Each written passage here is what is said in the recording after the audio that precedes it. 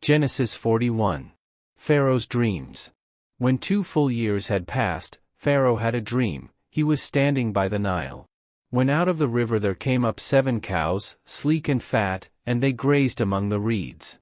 After them, 7 other cows, ugly and gaunt, came up out of the Nile and stood beside those on the riverbank. And the cows that were ugly and gaunt ate up the 7 sleek, fat cows. Then Pharaoh woke up. He fell asleep again and had a second dream. 7 heads of grain, healthy and good, were growing on a single stalk.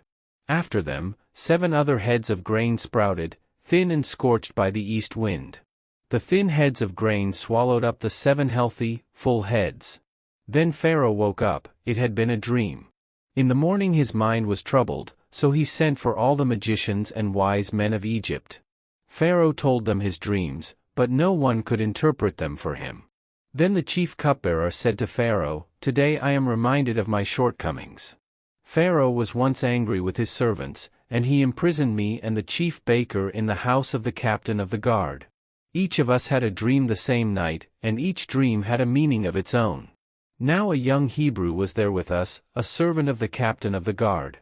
We told him our dreams, and he interpreted them for us, giving each man the interpretation of his dream. And things turned out exactly as he interpreted them to us. I was restored to my position, and the other man was impaled." So Pharaoh sent for Joseph, and he was quickly brought from the dungeon. When he had shaved and changed his clothes, he came before Pharaoh. Pharaoh said to Joseph, "I had a dream, and no one can interpret it. But I have heard it said of you that when you hear a dream you can interpret it." "I cannot do it," Joseph replied to Pharaoh, "but God will give Pharaoh the answer he desires." Then Pharaoh said to Joseph, "In my dream I was standing on the bank of the Nile. When out of the river there came up 7 cows, fat and sleek, and they grazed among the reeds. After them, 7 other cows came up, scrawny and very ugly and lean. I had never seen such ugly cows in all the land of Egypt. The lean, ugly cows ate up the 7 fat cows that came up first. But even after they ate them, no one could tell that they had done so. They looked just as ugly as before. Then I woke up. In my dream I saw 7 heads of grain, full and good, growing on a single stalk. After them, 7 other heads sprouted, withered and thin and scorched by the east wind. The thin heads of grain swallowed up the 7 good heads. I told this to the magicians, but none of them could explain it to me." Then Joseph said to Pharaoh, "The dreams of Pharaoh are one and the same. God has revealed to Pharaoh what he is about to do. The 7 good cows are 7 years, and the 7 good heads of grain are 7 years, it is one and the same dream. The 7 lean, ugly cows that came up afterward are 7 years, and so are the 7 worthless heads of grain scorched by the east wind, they are 7 years of famine. It is just as I said to Pharaoh. God has shown Pharaoh what he is about to do. 7 years of great abundance are coming throughout the land of Egypt, but 7 years of famine will follow them. Then all the abundance in Egypt will be forgotten, and the famine will ravage the land. The abundance in the land will not be remembered, because the famine that follows it will be so severe. The reason the dream was given to Pharaoh in 2 forms is that the matter has been firmly decided by God, and God will do it soon.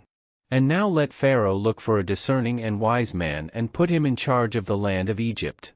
Let Pharaoh appoint commissioners over the land to take 1/5 of the harvest of Egypt during the 7 years of abundance. They should collect all the food of these good years that are coming and store up the grain under the authority of Pharaoh, to be kept in the cities for food. This food should be held in reserve for the country, to be used during the 7 years of famine that will come upon Egypt, so that the country may not be ruined by the famine." The plan seemed good to Pharaoh and to all his officials. So Pharaoh asked them, "Can we find anyone like this man, one in whom is the Spirit of God?" Then Pharaoh said to Joseph, "Since God has made all this known to you, there is no one so discerning and wise as you. You shall be in charge of my palace, and all my people are to submit to your orders. Only with respect to the throne will I be greater than you." Joseph in charge of Egypt. So Pharaoh said to Joseph, "I hereby put you in charge of the whole land of Egypt." Then Pharaoh took his signet ring from his finger and put it on Joseph's finger. He dressed him in robes of fine linen and put a gold chain around his neck. He had him ride in a chariot as his second in command, and people shouted before him, "Make way." Thus he put him in charge of the whole land of Egypt. Then Pharaoh said to Joseph, "I am Pharaoh, but without your word no one will lift hand or foot in all Egypt." Pharaoh gave Joseph the name Zaphenath-Paneah and gave him Asenath daughter of Potipherah, priest of On, to be his wife.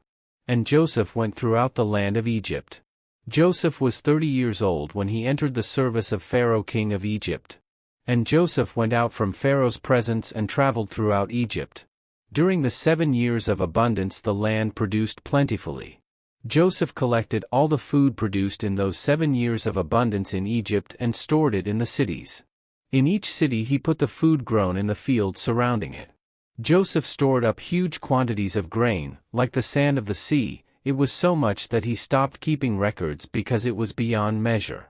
Before the years of famine came, 2 sons were born to Joseph by Asenath daughter of Potipherah, priest of On. Joseph named his firstborn Manasseh and said, "It is because God has made me forget all my trouble and all my father's household." The second son he named Ephraim and said, "It is because God has made me fruitful in the land of my suffering." The 7 years of abundance in Egypt came to an end, and the 7 years of famine began, just as Joseph had said. There was famine in all the other lands, but in the whole land of Egypt there was food. When all Egypt began to feel the famine, the people cried to Pharaoh for food. Then Pharaoh told all the Egyptians, "Go to Joseph and do what he tells you." When the famine had spread over the whole country, Joseph opened all the storehouses and sold grain to the Egyptians, for the famine was severe throughout Egypt. And all the world came to Egypt to buy grain from Joseph, because the famine was severe everywhere.